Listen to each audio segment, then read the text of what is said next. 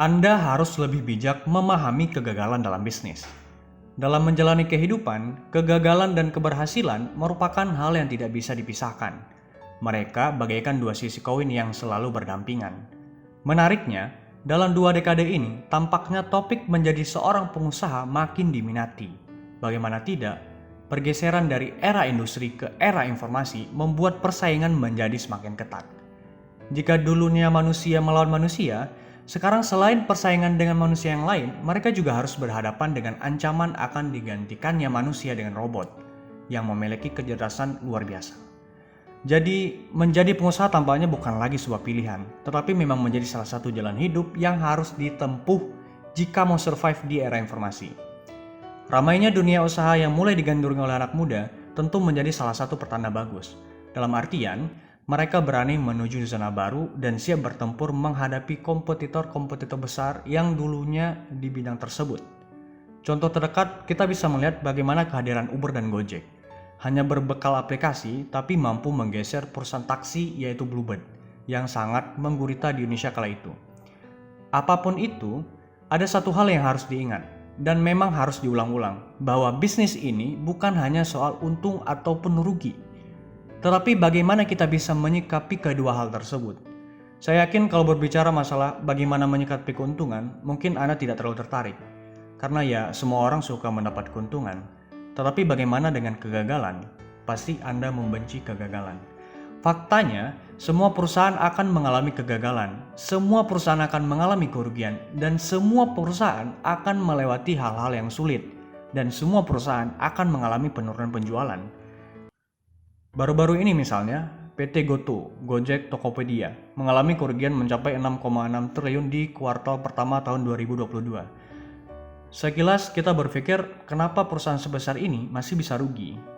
Padahal, siapa yang tidak kenal dengan perusahaan ini? Saya rasa semua orang tahu perusahaan ini dan mungkin pernah menggunakan jasanya. Lalu bagaimana dengan nasib para investor? Apakah mereka tidak menyukai kondisi ini? Pastinya mereka tidak suka, tetapi inilah bisnis. Akan ada masa-masa di mana mengalami kerugian. Menariknya lagi, perusahaan besar lainnya juga pernah mengalami kondisi seperti ini. Jadi bukan hanya PT Gojek Tokopedia saja. Walt Disney misalnya, selama pertengahan tahun 1930 ternyata telah memproduksi sebanyak 400 film kartun. Sebagian menguntungkan dan sebagian merugikan. Keuntungan terbesarnya ternyata didapat dari kartun Snow White and Seven Dwarfs. Ia menghasilkan 8 juta US dollar hanya dalam 6 bulan pertama saja, melebihi pendapatan selama beberapa tahun terakhir. Perusahaan Amazon kehilangan uang banyak pada peluncuran Fire Phone. Kabar baiknya, ia mendapat keberuntungan pada Amazon Web Service. Jeff Bezos tidak mundur bahkan menantang keberanian para investornya untuk melanjutkan proyek ini. Apa yang ia katakan? Anda pikir itu kegagalan besar? Kami sedang menggarap kegagalan-kegagalan yang lebih besar sekarang. Dan saya tidak bercanda. Beberapa akan membuat Fire Phone tampak seperti bercanda, hanya tersandung sedikit saja, ujar CEO Jeff Bezos pada para pemegang saham kala itu. Kesuksesan Warren Buffett juga tak sedemikian mulus. Ia juga mengalami ratusan kegagalan. Terbukti dalam sebuah rapat pemegang saham Berkshire Hathaway pada tahun 2013, Warren Buffett mengatakan bahwa ia pernah memiliki 400-500 saham sepanjang hidupnya.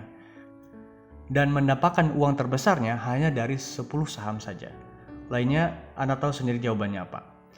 Nah, di dunia hiburan sendiri juga berlaku hal demikian. Tidak semua akting dan lelucon kita mendapat keuntungan yang banyak. Chris Rock misalnya, seorang pelawak terkenal, ia mengatakan bagaimana perjalanan sebuah lelucon yang dibuat sehingga menjadi sesuatu yang sangat menjual. Ia mengatakan bahwa lelucon yang kita saksikan pada arena besar merupakan hasil dari puluhan penampilan di arena kecil yang ia tampilkan. Menurutnya, di arena kecil itulah kuncinya. Semua formula diramu, diubah sampai mendapat titik terbaik dari leluconnya. Sehingga leluconnya menjadi booming dan viral di kalangan penikmatnya. Nah, jadi kesimpulannya apa? Kesimpulannya adalah, memang untuk menjadi berhasil dan menang, Anda harus bijak dalam menyikapi kegagalan. Jika kegagalan kita anggap merupakan suatu tanda kutukan dan membuat Anda berhenti, maka kita tidak akan pernah mengalami keberuntungan pada apa yang sedang kita geluti ataupun apa yang sedang kita perjuangkan. Nah, sebagai penutup, ada salah satu nasihat yang diberikan oleh Morgan Housel.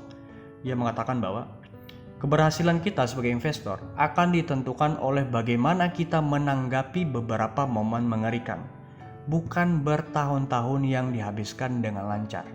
Morgan Housel. Sekian dari saya Furkan Jamali, semoga bermanfaat. Sampai jumpa di video selanjutnya.